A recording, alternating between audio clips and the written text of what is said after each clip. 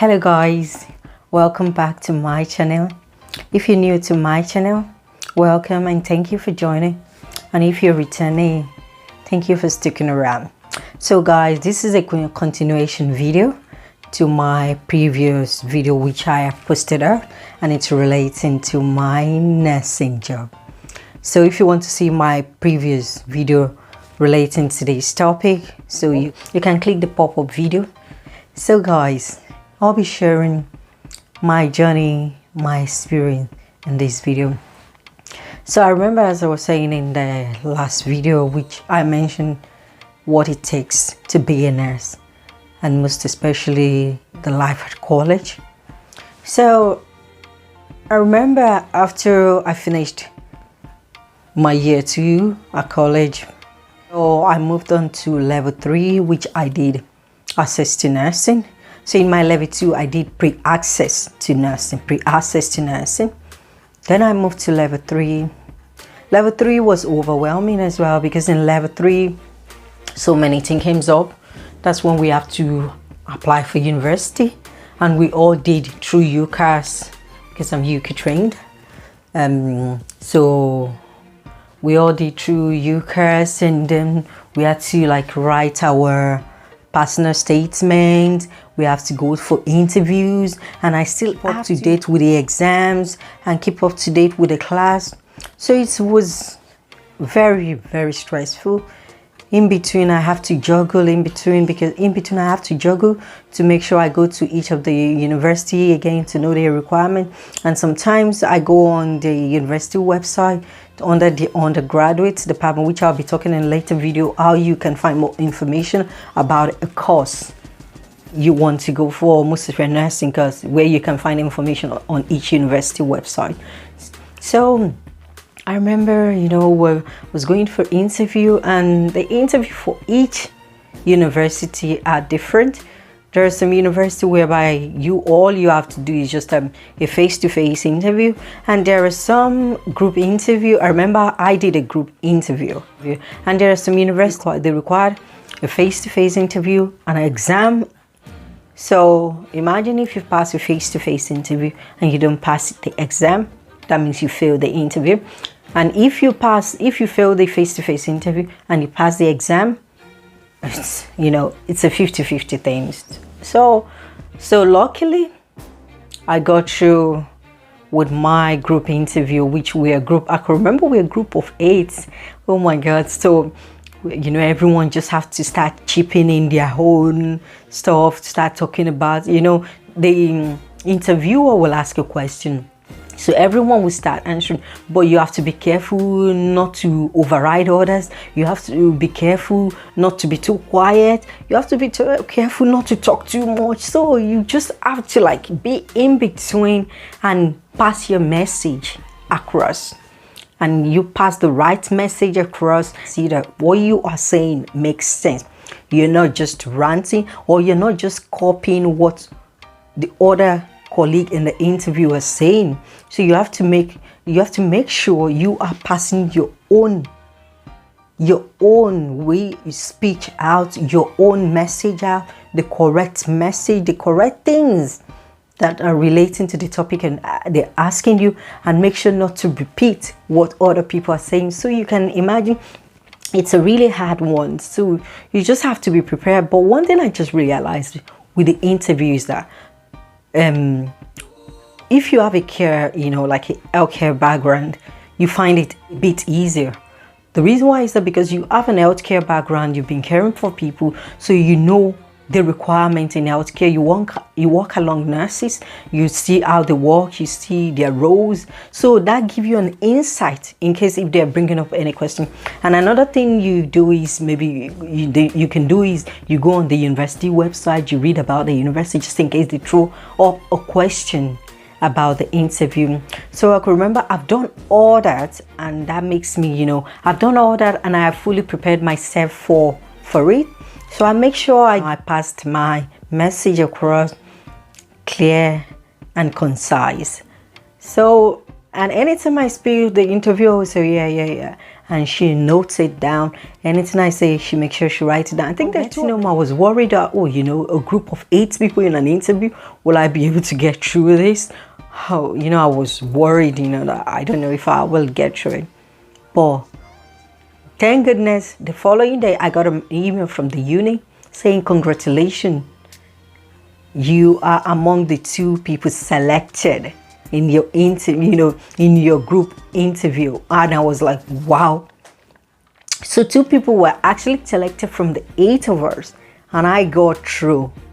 So you can imagine, out of 8 people and selecting 2 people, you must have done well to be selected. So I was really, I was so happy, I was so grateful and happy to go through, because the university I choose and the university is in the same city I live, which makes life easier because I don't need to travel on a long distance to go to uni. So it's just within my proximity, it's within my environment there. So that's how the interview process got through. We have to do all the necessary admission process. We got through and we started, as a new student, trying to get used to setting, trying to get used to how university life works, trying to get used to how assignment works, because the university assignment, what they are expecting from you, are quite different from college life. So in my first year, I tried to push through, but I was so grateful because I remember I was having I marks. Yeah, in my first year was so great. Good grades, yeah. I have very good grades in my first year, and I couldn't believe it because I was thinking it's my first year. Now will I go about it? But I try as much as possible not to leave my work too late. I try to put research into, and throughout my university life, I love using journals rather than textbooks. I make use of a bit of textbook, but I love journals, up-to-date journals. So, and I think which the lecturer, they appreciate it because they are more current evidence-based. So I walked my way through the first year, the second year, but it's not easy because nursing involves placement. So I have to go to placement as well, go to uni, placement. So when you're at placement, you'll be off uni, but you will have an assignment to do. So you can imagine you being in placement, you still have to reflect on your experience at placement for your mentor. Having assignments as well, you still have to write the assignment, to submit the assignment at due date as well, or before the due date. So that is part of the curriculum, so it can be very stressful. So walking my way through, and there sometimes in placement you come up with different experience, which I will be sharing later in another video about life at placement as a nursing student. I'll be sharing that. So, go through placements, go to university, try to put up the work together. It was so stressful with life, family life as well. Coming back home, sometimes I can be so stressful. Sometimes I can be extremely tired. Sometimes my placement can be out of my city, because sometimes they try to put your placement in a different location which is far from you, so you can go and have experience. Because I remember we have 3 mode of placement. We have orb, we have spokes, and we have orb. And the orb is that where you start your placement from. The spoke is just like a temporary place that you only go for a certain period of time, maybe it's for 5 weeks, this set time, but you don't go back there. But the orb, where you started from, you are going back there. That is where you will have your final reports done. That's where you will have your final grade done for that year. So it can be so tiring trying to shuffle between assignment, placement, trying to cope with families. So you can imagine people that have kids.